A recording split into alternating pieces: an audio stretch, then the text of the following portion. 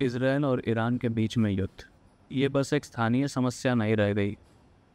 इससे हमारे भारतीय शेयर बाज़ार पे भी काफ़ी असर पड़ा है। भारतीय शेयर बाज़ार काफ़ी प्रभावित हुआ है इस युद्ध के दौरान। देखा जाए तो यहाँ पर लोगों ने, खास करके एफआईआईज ने, अपना इन्वेस्टमेंट को थोड़ा सा कम किया है, बाज़ार से निकले हैं, क्योंकि क्रूड ऑयल के दाम काफ़ी तेज़ी से बढ़ रहे हैं। अब क्रूड ऑयल के दाम बढ़ रहे हैं तो इससे जाहिर सी बात है कि काफ़ी शेयरों को या काफ़ी सेक्टरों को इससे दिक्कतें का सामना करना पड़ेगा। तो आज इसी वीडियो के माध्यम से हम यही समझेंगे कि इजराइल और ईरान के बीच जो युद्ध छिड़ा हुआ है उससे हमारे शेयर बाज़ार पे, भारतीय शेयर बाज़ार पे क्या फ़र्क पड़ रहा है। सबसे पहले तो जैसा कि हमने कहा कि क्रूड ऑयल के दाम तेज़ी से बढ़ रहा है, तो क्रूड ऑयल के दाम अगर तेज़ी से बढ़ रहा है तो इसका सबसे बड़ा असर अगर कहीं दिखता है तो वो है हमारे ऑयल एंड गैस सेक्टर पे। इनमें से जैसे कि हम देखें तो HPCL, इंडियन ऑयल, ये अपने कुछ ऑयल एंड गैस सेक्टर्स के अंतर्गत आने वाले कंपनीज़ हैं। तो BPCL को अगर हम देखें तो जो 12 तारीख थी, गुरुवार का दिन, उसमें BPCL 330 से गिर करके अभी 310 पे ट्रेड हो रही है आज के डेट में, बट 301 तक भी गया। तो ऑलमोस्ट 30 पॉइंट्स की गिरावट इस युद्ध के कारण। और अगर हम इंडियन ऑयल भी देखें तो इंडियन ऑयल की भी सेम कहानी, 144 से लगभग 136, लगभग उतनी ही गिरावट जितनी की BPCL में भी गिरावट थी। हमारा जो शेयर बाज़ार है, जैसे कि निफ्टी हो गया, सेंसेक्स हो गया, निफ्टी में अगर हम देखें तो निफ्टी में भी एक अच्छी गिरावट आई थी 12 तारीख से। ये 25,140 के आसपास से 24,500 के आसपास तक गिरी। अब निफ्टी में थोड़ी सी रिकवरी आई है, बट अभी भी हम ये नहीं कह सकते कि ये नीचे जाएगा या ऊपर जाएगा, क्योंकि अभी निफ्टी एक जो है रेंज में ट्रेड हो रही है, जो कि 25,200 से के बीच से लेके 24,460 के बीच में। इस रेंज के ऊपर या इस रेंज के नीचे जब ये जाता है तब हम आगे ये कह सकते हैं कि ये बुलिश होगा या बेरिश होगा। तो निफ्टी पे भी इसका, सेंसेक्स पे भी इसका थोड़ा असर तो आया।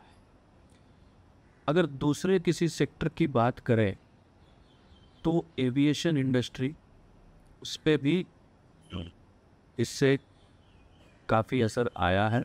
जैसे कि हमारा एविएशन इंडस्ट्री में जो है जेट फ्यूल्स जो हैं वो महंगे हो जा रहे हैं, क्योंकि क्रूड ऑयल का दाम बढ़ रहा है। ऊपर से जहाँ युद्ध हो रहा है उसके कारण हमें रूट चेंज करनी पड़ रही है, तो उससे क्या है, फ्यूल ज़्यादा इस्तेमाल हो रहा है। तो एविएशन इंडस्ट्री को भी इससे थोड़ा चोट पहुंचा है। अब एविएशन इंडस्ट्री में हम एक आध स्टॉक देख लेते हैं, जैसे कि इंडिगो। इंडिगो पे अगर हम नज़र डालें तो ये 12 तारीख से लगभग 5600 से सीधा 5200 के आसपास, मतलब सीधा 400 पॉइंट की गिरावट 2 दिन के अंदर। 400 पॉइंट की गिरावट 2 दिन के अंदर मायने रखती है।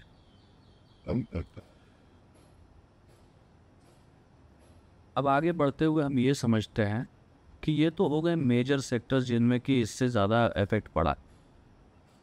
अब कुछ छोटे से कुछ और भी सेक्टर्स हैं, जैसे कि टायर इंडस्ट्री हो गया, और वो जो कि लुब्रिकेंट्स वगैरह बनाती है।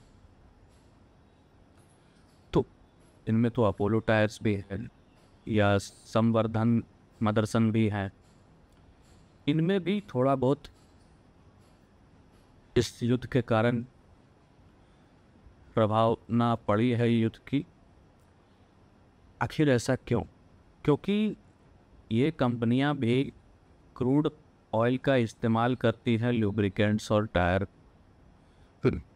और उससे जो कुछ कुछ छोटे छोटे चीज़ों को कभी बनाया जाता है तो उसमें क्रूड ऑयल का इस्तेमाल साफ़ सफाई के लिए, लुब्रिकेंट्स बनाने के लिए, तो उसमें क्रूड ऑयल का इस्तेमाल होता है। अब क्योंकि क्रूड ऑयल की प्राइसेस बढ़ेंगी तो जाहिर सी बात है कि कंपनी को ज़्यादा भारी पड़ेगा रॉ मटेरियल्स को एक्वायर करने में।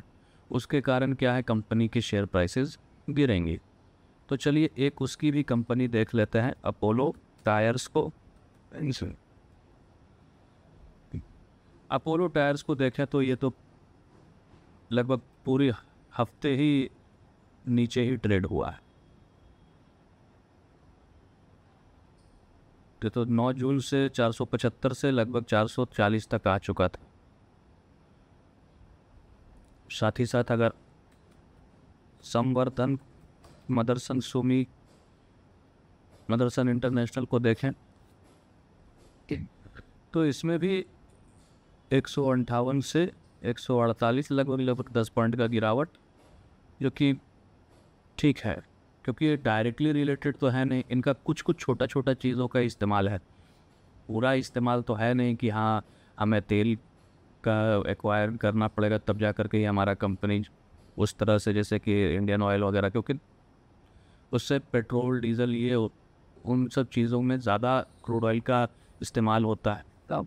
और भारत एक ऐसा देश है जो कि क्रूड ऑयल ही इंपोर्ट करता है, उसके पास अपना तो खुद का कोई ऑयल रिफाइनरी बनाने का, ऑयल बनाने का, कोई क्रूड ऑयल से पेट्रोल डीजल ये सब करने का तो कोई तरीका है नहीं। वो तो बाहर से ही अपना सारा क्रूड ऑयल का जो भी खपत है उसका एक्वायर करता है बाहर से।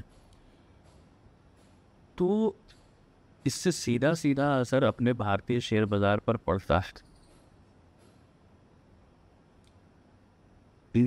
बैंकिंग स्टॉक्स, ऑटो सेक्टर को भी इससे थोड़ा बहुत असर पड़ा है, 1 से 1.5% का इसमें भी गिरावट हुई है।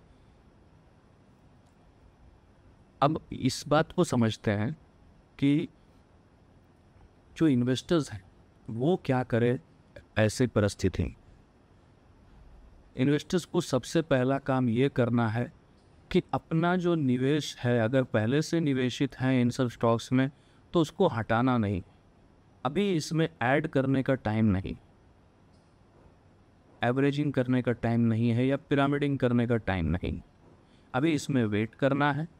और अपने पोर्टफोलियो को मेंटेन रखने के लिए कि हमारा पोर्टफोलियो भी ज़्यादा लाल ना हो, उसके लिए सबसे बेहतर तरीका है कि आप डिफेंसिव स्टॉक्स जैसे कि IT sector, pharma sector, FMCG sector, इन सारे सेक्टर्स के अंतर्गत जो मेन स्टॉक्स हैं उसमें अपना निवेश करें, और अगर उसमें निवेशित है तो उसमें थोड़ा सा ऐड ऑन करें, एवरेजिंग करें या पिरामिडिंग करें, ताकि आपका जो पोर्टफोलियो है वो मेंटेन रहे। और फाइनली आप चाहें तो अपने सारे पोर्टफोलियो को हेज भी कर सकते हैं, कमोडिटीज़ के ETFs में निवेश करके या गोल्ड में निवेश करके। उम्मीद करता हूं कि आपको इससे पूरा सार समझ में आया होगा कि भारतीय शेयर बाज़ार का इस समय क्या परिस्थिति है, इजराइल और ईरान के बीच जो युद्ध चल रहा है उस बीच में क्या परिस्थिति है। अगर आपको वीडियो पसंद आई होगी तो लाइक करें, शेयर करें ज़्यादा से ज़्यादा लोगों को, ताकि वो भी इससे सीख करके बेहतर एक डिसीज़न ले पाएँ अपने इन्वेस्टमेंट के प्रति। कमेंट करके ये ज़रूर बताएं कि क्या आप न्यूज़ को एक ज़रिया मानते हैं अपनी नॉलेज बढ़ाने के लिए, या न्यूज़ के भरोसे ही आप सीधा इन्वेस्टमेंट कर देते हैं। Finally please subscribe the channel next trading and investing, ताकि इन्वेस्टिंग से जुड़े और भी वीडियोस आपको मिलते रहें। धन्यवाद, थैंक यू।